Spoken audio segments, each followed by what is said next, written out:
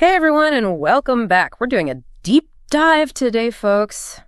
You sent over some really interesting stuff, excerpts from this Competence Framework for Sustainability in the Built Environment. Yeah. It's like it's kind of like a blueprint, right, for anyone who's involved in buildings and infrastructure. Right. Making sure they have the skills Yeah. to build for a sustainable future. It's a really interesting read. You're right. It goes way beyond just knowing the basics of sustainability. Right. It's not just about swapping out light bulbs for LEDs. This gets into the nitty-gritty of skills, knowledge, and even behavior.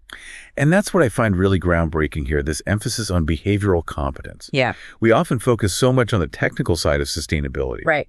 But this framework recognizes that it takes a real shift in mindset to truly embed sustainable practices in the building industry. So, give me an example. What kind of behaviors are we talking about shifting here? Well, think about it in the past. The building industry has often prioritized speed and cost over long-term environmental and social impacts. This framework challenges that status quo. It's about moving away from a build it fast and cheap mentality towards a more conscious and considered approach where sustainability is embedded in every decision, from the initial design all the way to how a building is eventually deconstructed. It's about playing the long game, right? Not just focusing on the immediate bottom line, but thinking about the long-term health of our communities and the planet. Exactly. And that requires a shift in behavior, not just knowledge. For example, it encourages people to speak up if they see unsustainable practices happening, even if it's uncomfortable.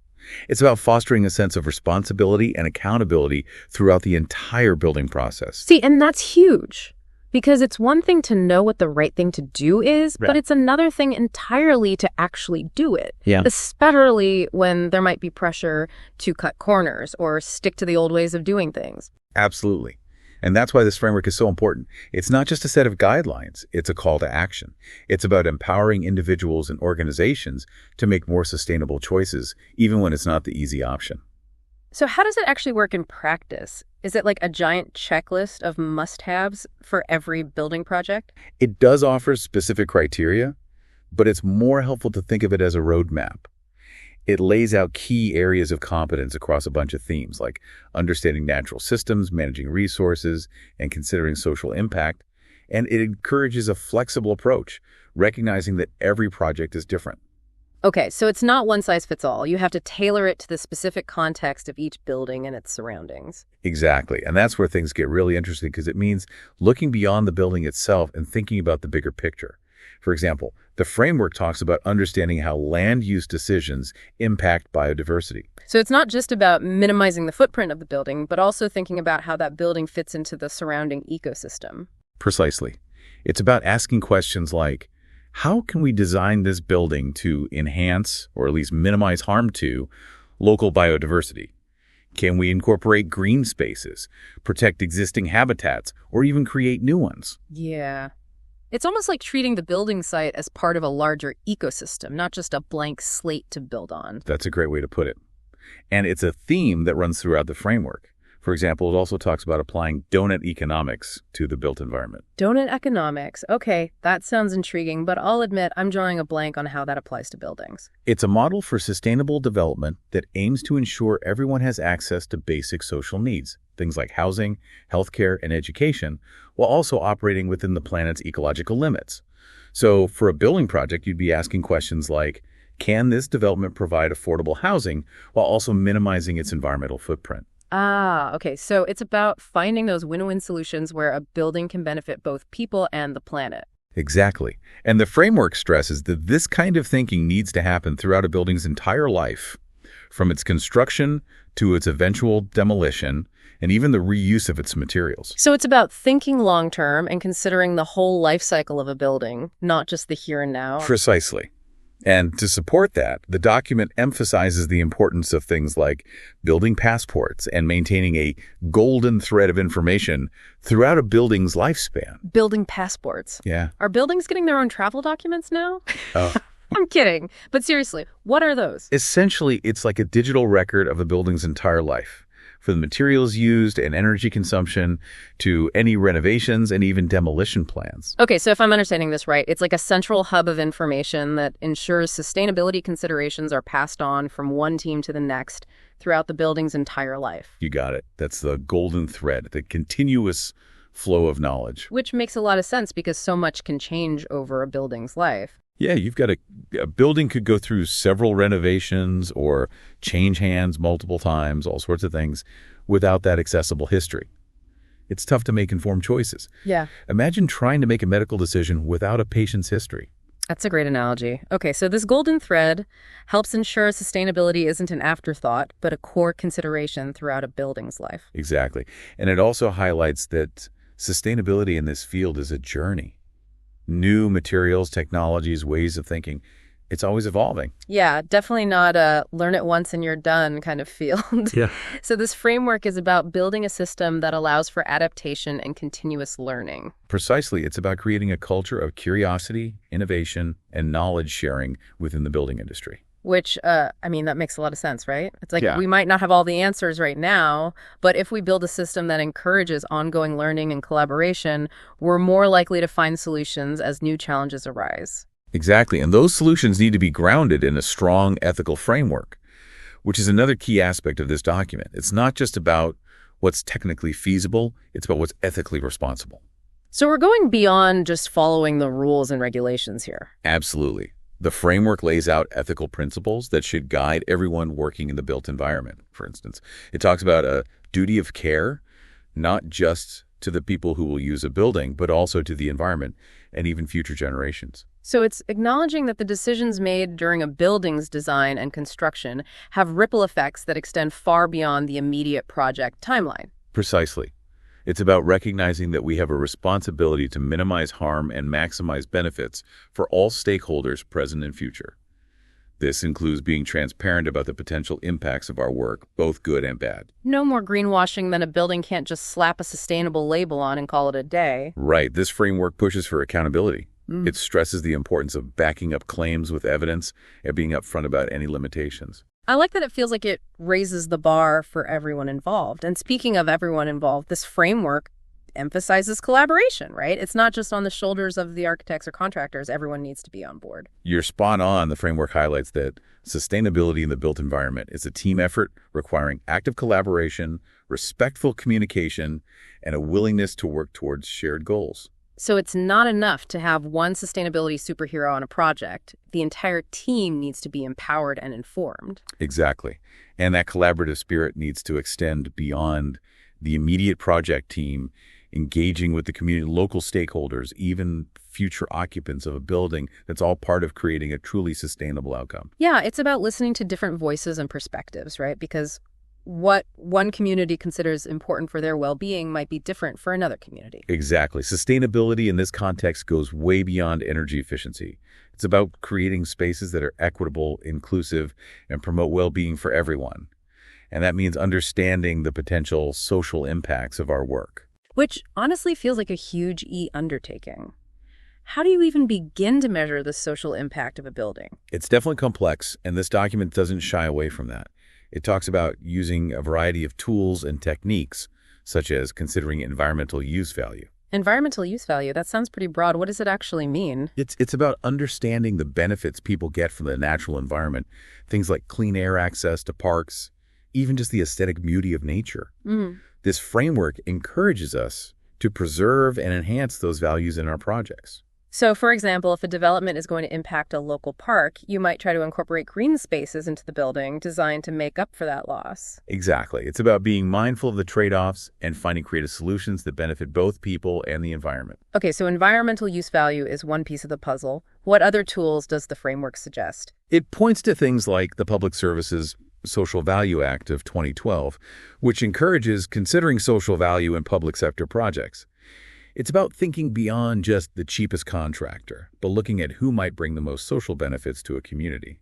That's really interesting. So are there specific models or frameworks that help measure this social value? It seems pretty difficult to quantify. You're right, it's not always straightforward, but there are tools out there like the social value model that offer ways to measure and assign value to social outcomes. Then there's the National TOMS framework. Hold on, Tom's like my Uncle Tom. Not quite. TOM stands for Themes, Outcomes, and Measures. It's basically a system for standardizing how we measure and report on social value. Oh, okay. So it's like establishing a common language for everyone involved to ensure we're all on the same page when we talk about a building's social impact. Exactly, and that's just the tip of the iceberg. The framework also dives into well-being indicators, inequality metrics. Wait, are we talking happiness surveys and income data now? Those could be part of it. It's about getting a comprehensive picture of a building's social impact. It's about looking at access to healthcare education levels, even how safe people feel in their community. So it's not just about creating buildings that look good on a postcard. It's about creating buildings that contribute to a healthy and thriving community. You got it. And to do that, we also need to understand and mitigate potential environmental harms.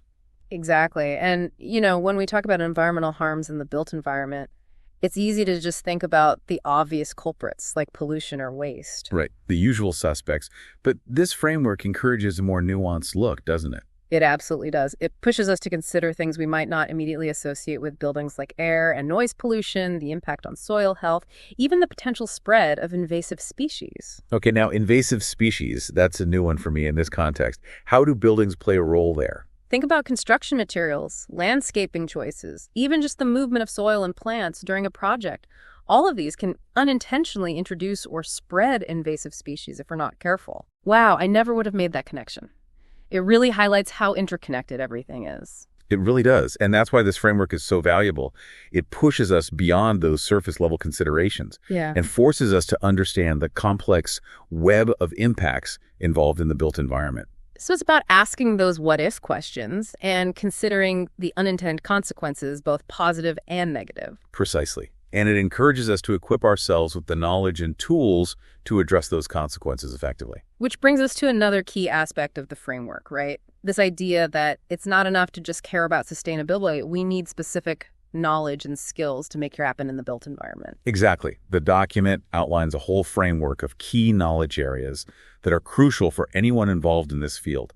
It covers everything from understanding natural systems and resource management to navigating the complexities of social impact and environmental regulations. That's a lot to cover. Let's break down some of those areas a bit. Let's start with natural systems. What kind of knowledge is needed there? Well, it starts with a fundamental understanding of how natural systems work, the role they play in providing clean air and water, regulating the climate, supporting biodiversity.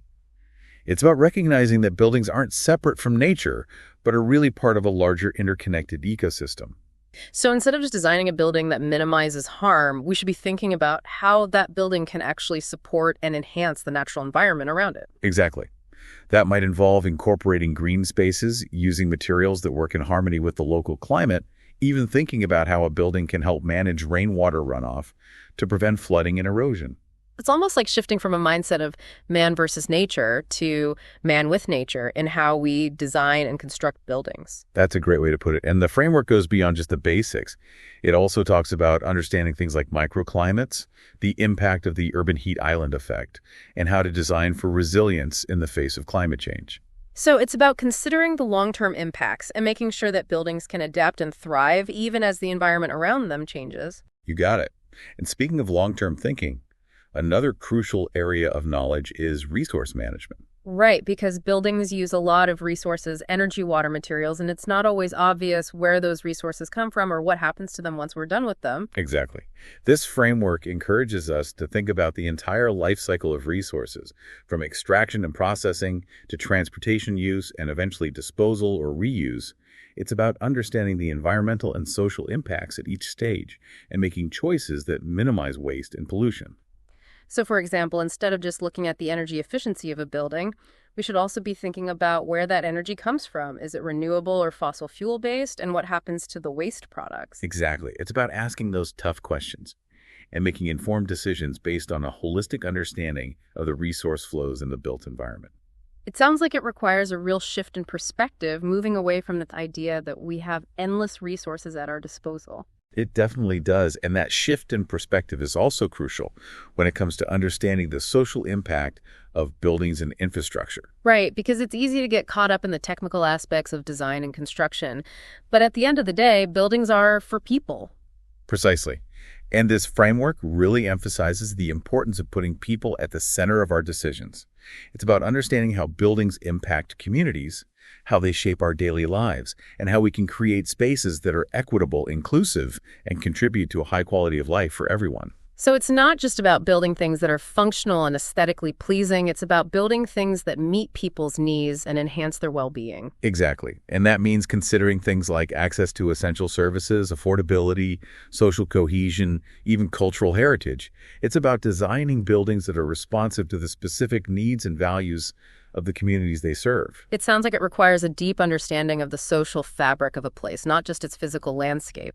You're absolutely right. And of course, no conversation about sustainability would be complete without talking about mitigating environmental harms. Right. We touched on this earlier, but it's worth emphasizing just how comprehensive this framework is when it comes to identifying potential harms. Absolutely. It goes way beyond just the obvious things like reducing energy consumption and greenhouse gas emissions. It delves into things like indoor air quality, noise pollution, the use of hazardous materials, and even the potential impact on local ecosystems. It's about recognizing that buildings can have a ripple effect on the environment, both near and far. Exactly. And that's why the framework stresses the importance of understanding those impacts and taking steps to mitigate them throughout a building's entire life cycle. So it's about constantly asking ourselves, how can we do this better? How can we minimize harm and maximize benefits for both people and the planet? You got it. And that brings us to the exciting part, the tools and techniques that can help us actually achieve all of this. Okay, so we've talked about the why. Now let's talk about the how. What are some of the things that this framework highlights?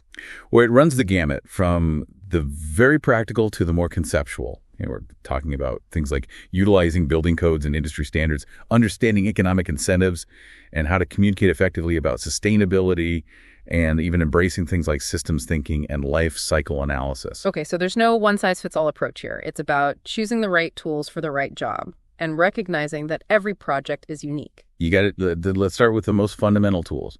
Legislative controls and standards. These are the building codes. Energy efficiency regulations, zoning laws, the rules that set the minimum requirements for how buildings are designed and constructed. So these are like the non-negotiables, the foundation upon which more sustainable practices can be built? Exactly. And while they're essential, the framework also acknowledges that we can't simply regulate our way to a truly sustainable future. We need to go beyond just meeting minimum standards and strive for something better. So we need incentives, not just penalties. Carrots, not just sticks. That's a great way to put it, and that's where economic instruments come into play. Okay, so let's talk money. What kind of economic tools can be used to promote sustainability in the built environment? There's a whole range of them, actually.